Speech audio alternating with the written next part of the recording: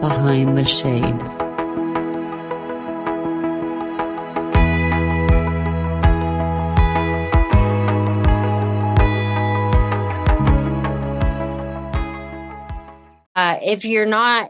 If you're putting on this face that says I'm not going through any trial and I praise Jesus all day long and life's perfect, we can see through people, right? People say something, we can see through it. If I say I'm having a good day and I'm really having a bad one, people know better just by, my energy that I'm putting off. And um, so it doesn't seem realistic, right? And so, but what I give away is everything that God's walking me through and God's showing me.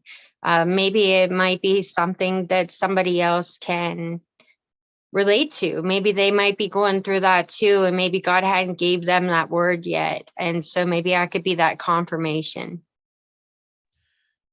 And while you're doing this as someone that is very transparent. You're open about your relationships, how they've turned out. You've mentioned you have children, or I think it's one child you have. Is that Three. correct? You I have have three three. children. Yeah. So if there's someone out there that's a single parent and they're like, Andrea, I'm a single father. I'm a single mother. I have one child, two child, four childs, 100 children. Like some Yeah. of the biblical stories, right? They have all these children Right. and they're trying to figure it out and say, help me find my talents, like how you were helped to find yours. What would you tell that person and why? I think it's so easy for a single parent to get caught up in doing. There's so much to do. You have to go to work. You have to provide. You have to take care of the household. Like it's for me. I was a mother and a father. Like my kids give me a Father's Day card as well on Father's Day, and so uh, you have so much on your plate, and you would get so caught up in doing and taking care of everybody in the home, and it it's not beneficial to your children to um bringing them up as adults that aren't stressed out. It's not beneficial to your mental health, to your physical health. It's not. And so it's really understanding, like, who am I without having to take care of all these responsibilities? Who am I without that? And it's taking time to really explore yourself and what you like. And in order to do that, you have to, take time out for yourself.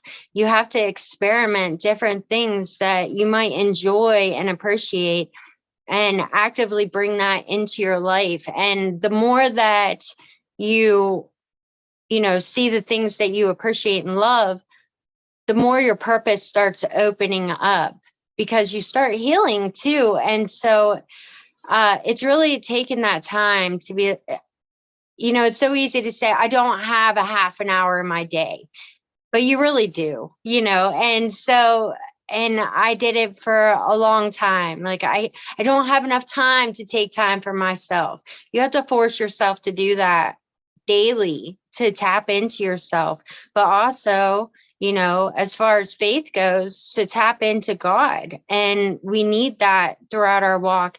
It reduces our stress, and it, brings our kids more happiness because we're more happy. And uh yeah, you get caught up on that conveyor belt or that hamster wheel where you're just doing the repetition, same thing every day, day in and day out.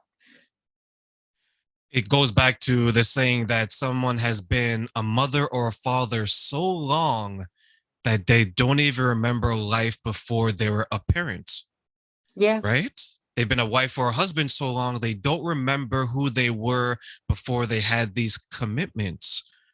How do you help them re-identify, or as you mentioned, tap in to say you are these things still, but do you remember who you were before this? How do you get them to tap into that person? I feel like that we need to realize that we're always in motion. Time doesn't stand still. I could read a book today and change everything that I am just by reading that book. And I think back to the moment where I realized that I was giving myself depression. I had a man say to me, like, I know that you have a lot on your plate and I understand you're stressed out, but can you please see your blessings? And I realized in that moment that I never looked at my blessings. I only looked at the things that I needed to do and all these things on my plate.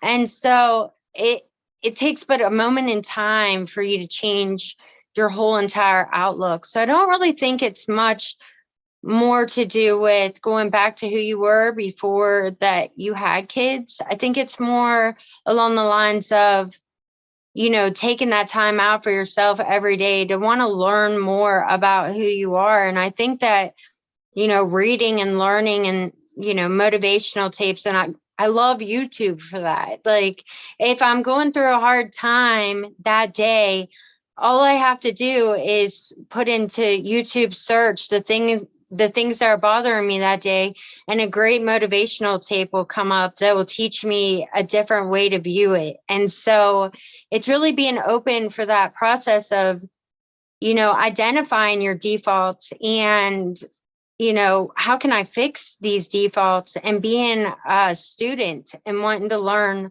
you know, more about your inner workings daily. And I know for me, I don't want to go back to who I was before I was a parent.